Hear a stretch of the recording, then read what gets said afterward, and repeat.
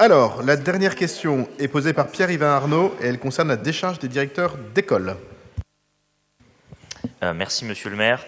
Alors, je vais vous parler à travers cette question d'une chose qui a l'air assez technique. Et en fait, derrière cette question technique se cache quelque chose d'assez essentiel pour l'éducation, le service d'éducation publique dans notre ville. Alors, j'ai commencé, ça va faire un peu peur, je vais commencer par la Cour des comptes.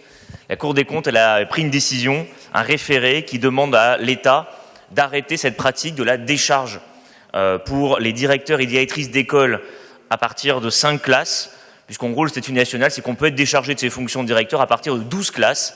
Et à Paris, effectivement, à partir de 5 classes, un directeur, une directrice pouvait être déchargé. C'est-à-dire que cette personne pouvait juste faire son travail de directeur, qui est quand même assez chronophage, et était déchargé de service en termes de classe. Eh bien, le Conseil, la Cour des comptes a décidé que ce dispositif dérogatoire qui était à Paris devait cesser. Et donc, il enjoint l'État d'arrêter de financer ce dispositif. Et donc, clairement, si ce dispositif n'était plus mis en application, c'est-à-dire que 97% des directeurs et directrices d'école à Paris se retrouveraient donc sans décharge et à nouveau avec l'obligation d'avoir des heures avec des classes et en même temps devoir faire leurs heures de direction. Alors, il faut le savoir quand même, jusqu'en 2019, la ville de Paris cofinançait cette décharge. Il y avait une convention signée entre la ville et l'État. C'est-à-dire 2019, la ville a arrêté de la financer. L'État a repris le financement tout seul. Et là, en gros, la Cour des comptes lui dit c'est bien sympathique, mais il faut revenir à la norme et donc arrêter ce financement. Alors la question va être simple. Nous sommes tous ici au courant du rôle énorme que jouent les directeurs et directrices d'école dans le service public d'éducation. On est tous au courant aussi de l'énorme charge de travail que ça représente d'assumer cette responsabilité-là. Alors l'État, il n'y a pas très longtemps, a tenté de mettre en place un statut. Mais un statut qui est très inefficient, c'est la loi RELAC, qui est récente, 2019, mais c'est un échec. Je vous rappelle aussi que les directeurs et directrices d'école, et ça je vous le dis en tant qu'adjoint aux affaires sociales, je connais leur rôle immense, leur engagement gigantesque dans le travail fait avec les enfants à la rue, les enfants de l'éducation prioritaire, les enfants des familles hébergées dans le 18e arrondissement. Et voilà, ce dévouement, cet engagement de nos directeurs et directrices d'école, je pense, à travers cette question que je vous pose, Madame Roland et Monsieur le maire, je pense effectivement qu'il faut continuer à le soutenir.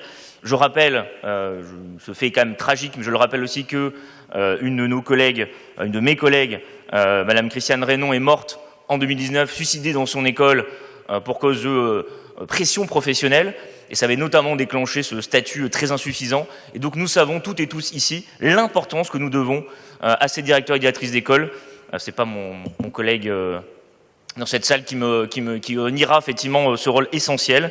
Et donc la question est simple. Vu que la ville ne finance plus, vu que l'État ne finance plus, ce dispositif est appelé à disparaître. La question, est-ce que la ville de Paris va reprendre le financement de ce dispositif, remettre en place une convention avec l'État et permettre à nos directeurs et directrices d'école d'avoir à nouveau cette décharge. Paris a été très ambitieuse avec cette décharge. Et donc, effectivement, comme d'habitude, je pense que Paris donne l'exemple. Et donc, ça serait intéressant aussi, et je le présente aussi, que le reste de la France s'inspire de cette mesure et permette aux directeurs et directrices d'école d'avoir enfin une décharge à 5 classes et pas à 12 classes. Karine Roland. Merci, monsieur le maire. Merci, chers collègues, cher Pierre-Yvain. Alors, effectivement, la ville ne finance plus, mais la ville ne finance plus parce qu'il n'y a plus de convention.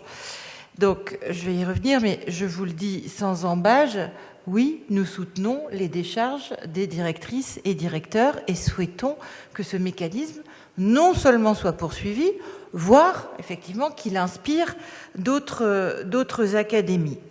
La convention est échue depuis quelques années maintenant. Ce faisant, il n'y avait plus de cadre pour verser ce qui était dû à l'État. Néanmoins, les décharges ont perduré. Nous en voyons la grande utilité. La grande utilité dans une société qui se complexifie, la grande utilité face aux difficultés encore récemment, nous devions faire face collectivement à une épidémie sans précédent.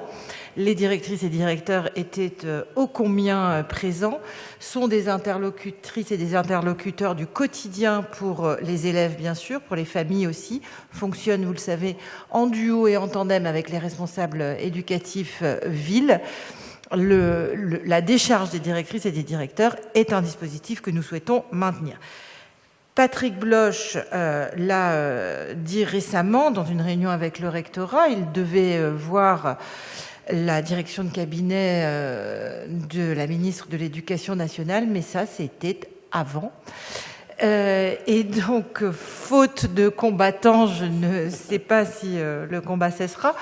Non, je plaisante, mais bien sûr, ce sujet ayant été posé par la Cour des comptes, il perdure au-delà du changement de gouvernement, et nous serons aux côtés de la ville de Paris dans le 18e pour soutenir cette décharge dont nous connaissons ô combien les bénéfices.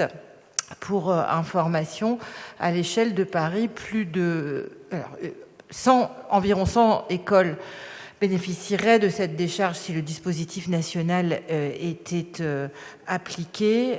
Ce serait une quinzaine, une vingtaine dans le 18e arrondissement. Ça n'est pour le coup pas envisageable ni raisonnable. Je vous remercie. Merci beaucoup. Et on en a fini avec les questions orales.